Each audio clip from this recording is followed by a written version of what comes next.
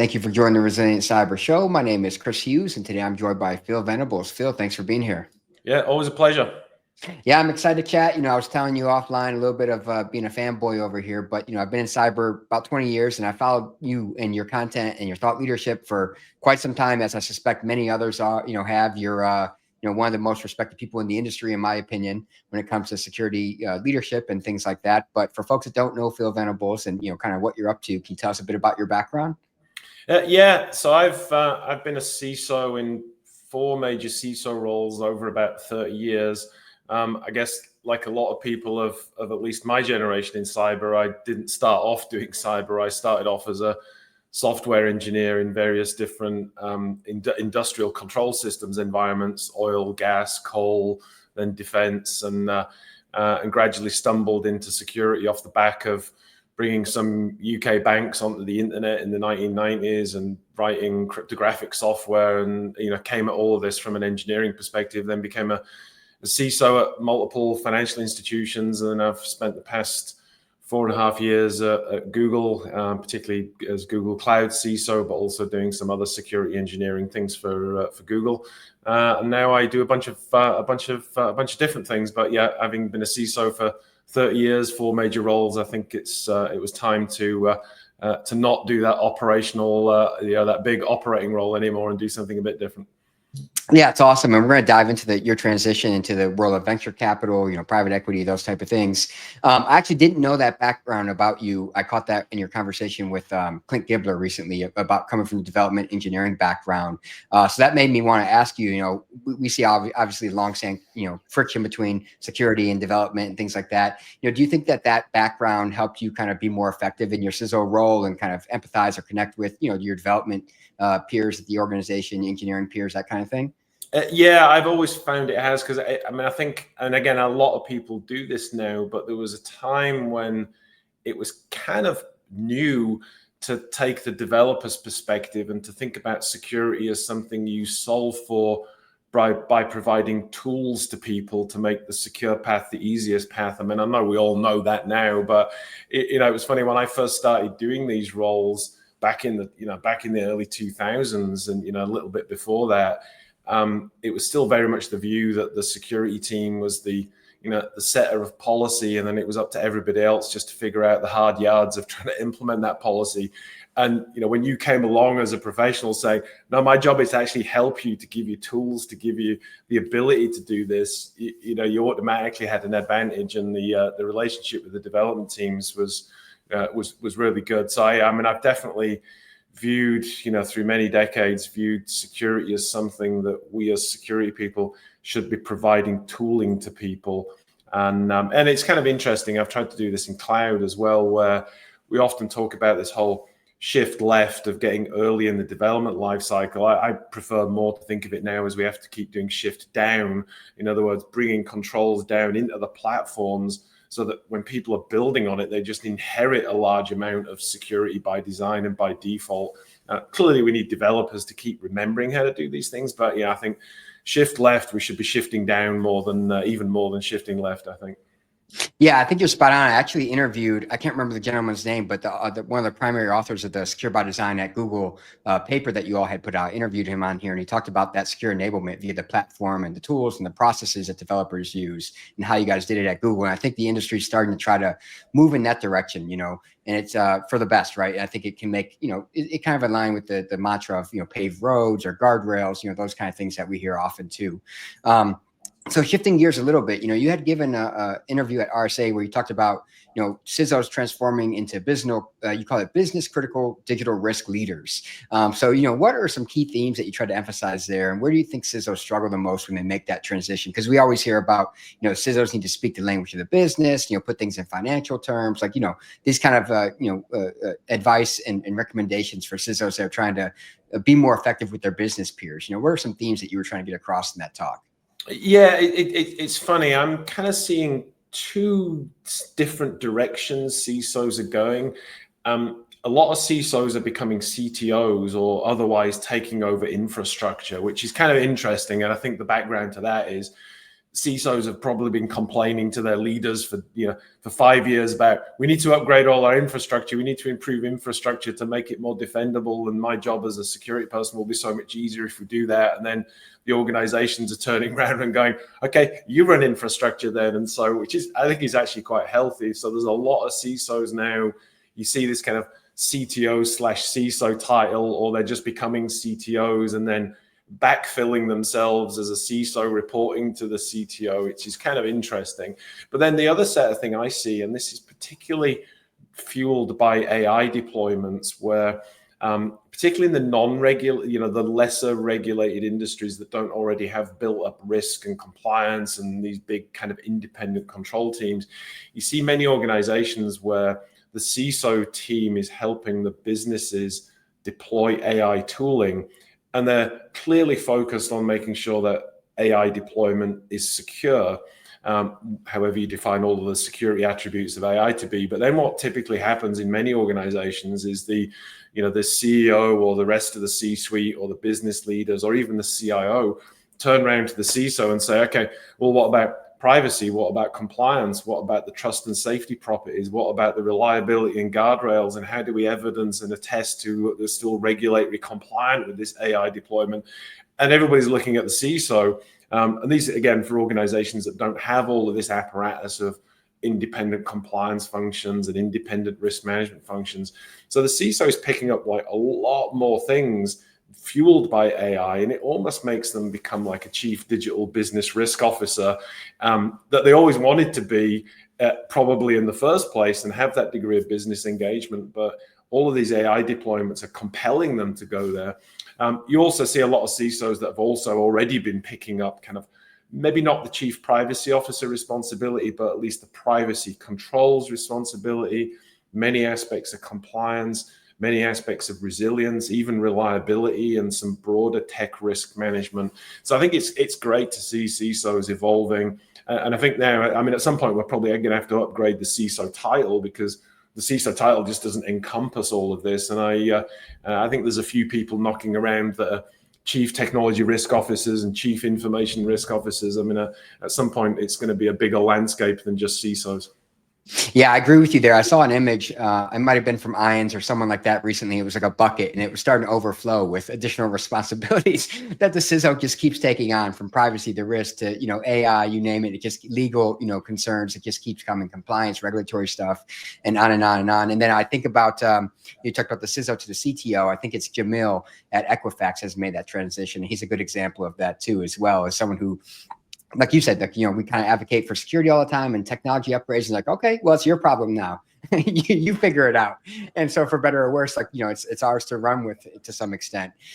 So I wanted to ask you as well, like, given that you've been a long time CISO and, financial institutions, all those kind of organizations that you worked in, cloud environments and so on, there's always a debate about, what skill sets are needed, right, for the CISO to be effective, whether it's, being more or less technical, soft skills, financial acumen, all these kind of things that we hear people debate and kind of argue about. Reflecting on your various CISO roles, what do you think were some of the key skill sets, technical or non-technical, that, made you the most effective?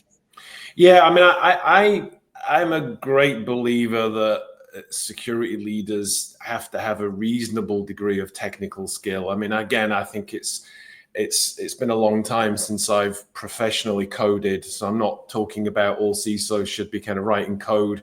I think that probably wouldn't be an effective use of time, but I think people have to be pretty technical. I mean, one of the things that always frustrates me a little bit when there's this tone in the industry that security is a business problem, not a technical problem. And I agree with what people are saying with that you can't just approach security as only a technical problem.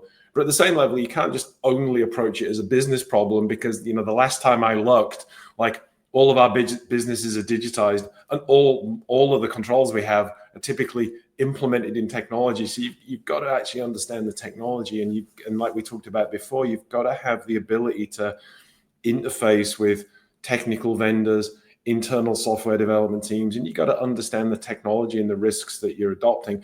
But at the same time, you've got to have a certain degree of understanding of your business, an understanding of business overall, an understanding of the ability to kind of sell, influence, manage organizations, manage change, build relationships. And that's a high degree of business skills. And I think, when you look at the most successful CISOs, they have a great technical grounding. So in other words, nobody's going to pull the wool over their eyes in terms of what's going on. They also have great relationship skills. They understand their business, and they're a peer of all of the business executives, and they can work the organization to get things done. And I think you look at all the successful CISOs, they have that pattern. And I think, I've been fortunate, having done this for many decades, that I've not really kind of had to be dropped into that. I've just kind of, grown with that through all of the different waves of incorporating compliance and privacy and all these other things, and just generally thinking how you work with your businesses.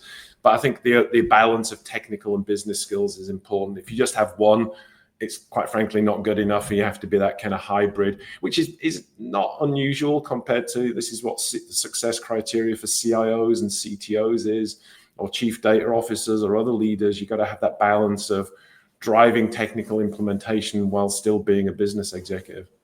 Yeah, I think you're spot on. And the CISO, of course, is, the pinnacle, and some would say, of the cybersecurity career field, meaning you've likely done it for a long time. And I'm glad to hear people push back on the technical aspect, because as you said, you can't just be technical, right? You need those soft skills, the business understanding, building relationships, storytelling, things like that. But it's pretty damn hard to secure something if you don't understand how it works, or you're talking to vendors, especially a large organization. You're talking to vendors or regulators, compliance teams. You can't speak to your controls or your architecture. Like, it's going to be very difficult to be effective in that way too. And I think that often gets lost in the conversation. Some have even said the CISO is not a technical role. And I think, well, that's not true. Like, you need a foundation, as you said, otherwise it's going to be really difficult to be effective in the role. Well, and the same goes for all risks. I mean, it was funny in my last, the time where I worked before Google at Goldman Sachs, I was CISO there for a long time. But at the back end of my career at Goldman, I was chief risk officer for all of I moved from the CISO function to the independent risk management function, and was chief risk officer for all of the non-financial risks. And that required an intricate set of in-depth knowledge in financial crime, reliability, kind of compliance, high frequency trading risk, as well as security and other things. And it made me appreciate that in every risk discipline, successful risk managers know the business, but they have an in-depth understanding of that particular risk domain, and it's no different in security. Yeah, that's a fair point for sure. So as you said, you've held various CISO roles. I think you said 30 years, like you've been doing this security gig now at this point, and you've transitioned, kind of life after the CISO. And I see people take on different roles, whether it's advisory roles, board member, maybe they join a startup, whatever the case is. In your case, you went the path of venture capital, which I've seen some folks do too, like Andy Ellis, for example. He's a good example of a longtime CISO who's, went that route. What drew you to the venture capital space and Ballistic? Yeah, so I've recently joined Ballistic Ventures as a partner, working with, it's a great team, people like Kevin Mandia, Ted Schlein, Barmat Mefta, Jake Seed, Roger Thornton, Nicole Perloff, and so a whole bunch of people, great team. And I've actually been advising them for a few years, so they're a team very familiar to me. And what we do is seed and Series A investments in cyber, or what we call cyber adjacent, which can be a few things, everything from kind of fraud all the way through to kind of some broader kind of cloud dev tooling things. But we're very focused on that kind of early stage, working with companies that are really looking to both disrupt but reimagine particular spaces. I think it's a really interesting time at the moment, which is why I was like very, very interested in doing this, to say we're not just a moment in time where people are doing incremental improvements in the way things have been done in the past, a whole confluence of new technologies. And again, it's not just AI, it's a whole array of things about how cloud is maturing, even how things in the mobile device space are maturing. There's a whole type of different infrastructure maturing going on. And it's enabling really smart innovators to look at whole problem sets across all of security and say, let's not just figure out how to automate this better or do it slightly better. Let's just reimagine the entire concept of doing it, and what does building a business in that look like. So it's a very interesting time, and we've already got a great portfolio of companies that I'm enjoying working with already. And we just announced some investments in companies like BreachRx, and we've added investments to companies like Witness AI, and there's a whole range of companies that are, it's always great to work with. And I'm already on the board of one of the portfolio companies, Vesa, which is a identity governance analytics, identity solution, which they're doing great as well. Yeah, very cool. I was laughing in my head as you started naming some of the team members, because we're talking about like security coming into venture and how it may be an unfamiliar space. And you're dropping names like Kevin, Mandia, and Nicole, and it's like they know the cyberspace very well. So as you make this transition, cyber is obviously a very hot investment category. It tends to be somewhat resilient to broader macroeconomic trends and things like that, IT spend and so on. When you look at the cybersecurity space now from the eye of not just a practitioner, but an investor, are there particular categories, that really get you excited that you think have a lot of potential? Well, I think that, the fascinating thing at the moment is everything's up for reinvention. So, we're looking at vulnerability management. I think that's, for example, a place that's been pretty, it's got some, respectable, well-trodden companies in that space. But I think we're at a stage now where there's a lot that can be reimagined. I think you look at software security is going to have to be reimagined. We're in in a world of to use the jargon, vibe coding. We're probably going to be looking at like 100x more software being created in the next few years, and software security tooling that's maybe already under a bit of strain with the current load is about to get even more load, and that's going to have to reimagine how we do things. I think even just on some of the more now traditional things like cloud security is going to probably change substantially because most of the world's IT is still locked up in big corporate data centers. So there's still a big runway to go on cloud adoption, and not just raw cloud adoption, but again, re-architecting applications for serverless and adopting AI as part of that, adopting new data analytics. So you look across every space, there's this confluence of many things going on means we have to reimagine how we're thinking about security. And then, like we talked about before, the whole secure by design, secure by default, shifting down into platforms means more of the basic security controls that we might have had to buy in the past are going to be more broadly available by default. And therefore, that's great because it means we can kind of shift security up the stack, get closer to the business, thinking about how we as security professionals get closer to understanding and expressing business policy and risk intent without having to always drop down into kind of micro level detail of configuring particular individual servers or data stores. So I think there's a whole kind of level of, in every space, from data security, cloud security, mobile code security, is moving up the stack a little bit and having a higher level of abstraction of how we deal with setting policy and managing whether our environments conform to that policy. So everywhere you look, there's I think there's an interesting opportunity. Yeah, you're definitely speaking to my language. I published a book about a year and a half ago on vulnerability management, just talking about how fundamentally challenging the space is. Like, we have vulnerability backlogs in the hundreds of thousands to millions in large enterprises. Every year, the NVD's having new CV records year over year. Like, we're just struggling to keep pace. And then you alluded to this a few times, where we're not trying to kind of just keep up the age-old paradigm that we've had before. We're trying to systematically reinvent the way we do security in some contexts. And it reminded me of, you talked about the AppSec piece of vibe coding, for example. I wrote an article called AI driven development security dilemma. And I talked about how AI, the acceleration of application development is going to force us to change the way we approach application security. And I was curious your perspective on that. When we look at technological trends, like I talked about this in the article a bit, security typically is kind of a laggard or a late adopter. We tend to be very risk averse and, kind of reluctant to adopt new technologies. And I feel to some extent that's kind of what perpetuates that bolted on rather than built in, paradigm that we see in security. When you look at AI, given you brought it up a couple of times now, how imperative do you think it is that security not only helps the business adopt AI, but we ourselves are an early adopter and innovator with AI to tackle things like AppSec or GRC or SecOps, to try to just keep pace or address systemic things that you've been talking about there? Yeah, I mean, I definitely see that, and so I see a lot of security teams not just working with their businesses to help them safely and securely adopt AI for whatever they need to do, but also looking to themselves. And I think there's two categories of work that goes on. There's the transformational use of AI, and we're at the very early stage of that, whether you're using AI, for example, I mean, Google have blog pretty extensively about the use of AI to improve the driving of fuzzing engines to increase fuzzing coverage by 30 to 50%, which has kind of massively increased their ability to find vulnerabilities before things get deployed. And so there's lots of transformational use cases. Again, I'll use Google examples because that's where I was most recently at. For example, using security fine-tuned large language models to reverse engineer malware that's being uploaded to VirusTotal.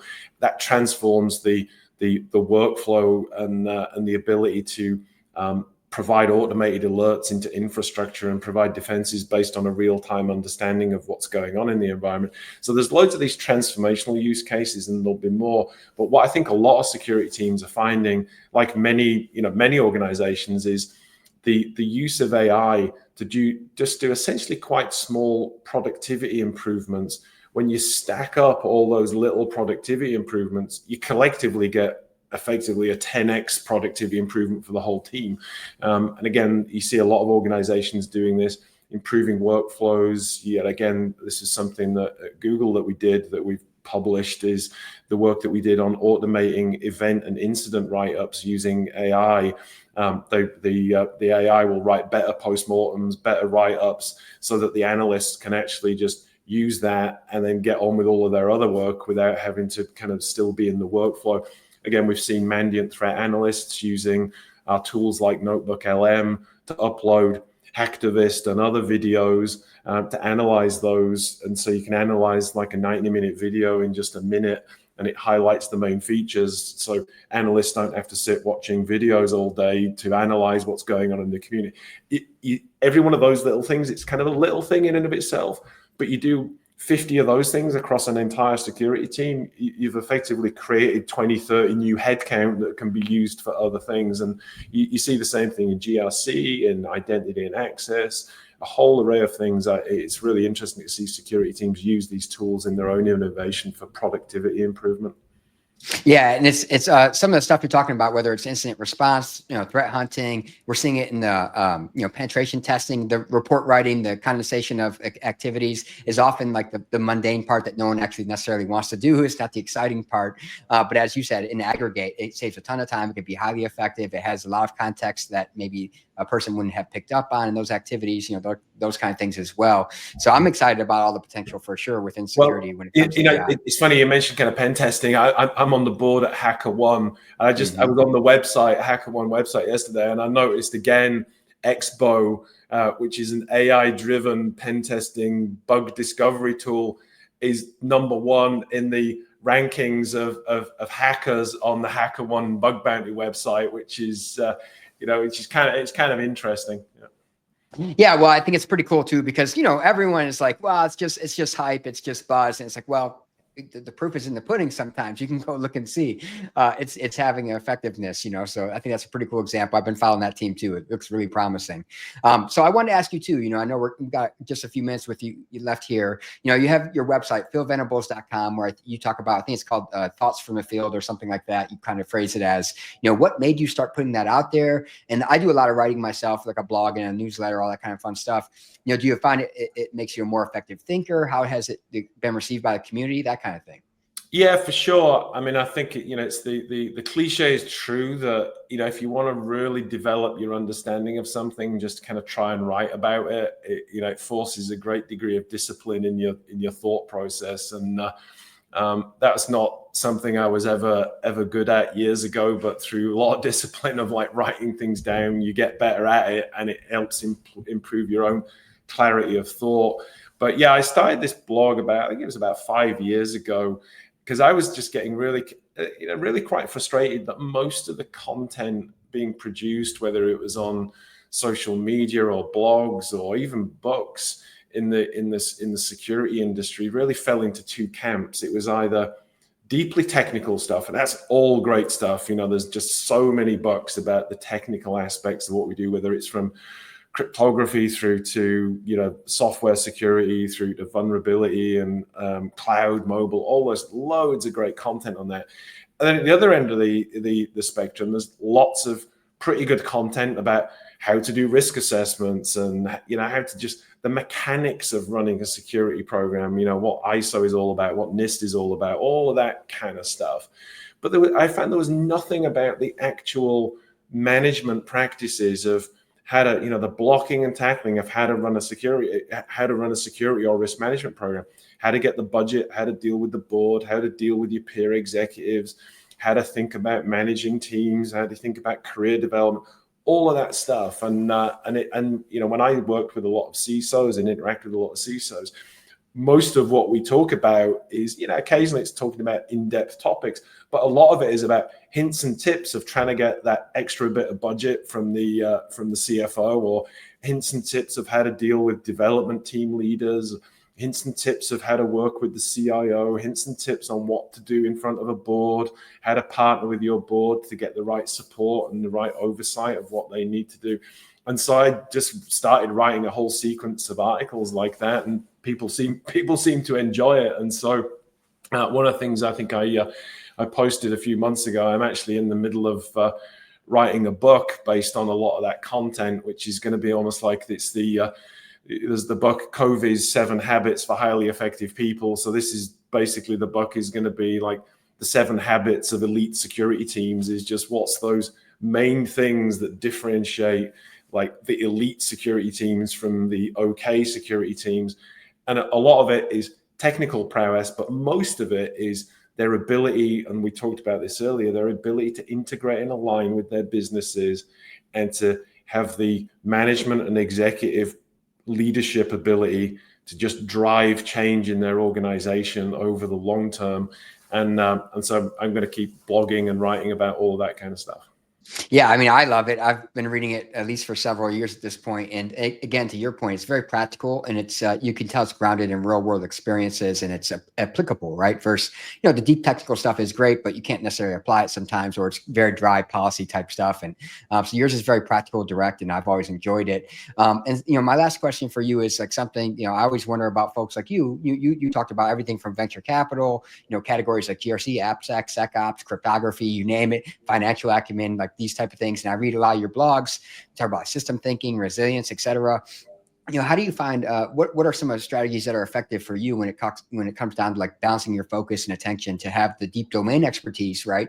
But have a broad range of depth that you can cover as well. I know some things that work for me, but I'm always curious, like, how do you approach that? Yeah. I mean, my kind of dirty secret is I'm actually, despite the appearance of working hard, I do work hard, but I'm actually naturally quite lazy. So I have to place myself in situations to accumulate knowledge, and so I tend to kind of do a lot of work, and I do a lot of work in the community with trade associations, with government advisory boards, kind of work with universities, because it's important, it's useful, it's helpful, but also because being in those environments, I just learn so much and absorb so much of it. And I'm not the type of person that, I'll sit in a room for 3 days and read a pile of books, or do a bunch of online courses, or mess around with some kind of labs online, although I do a bit of that.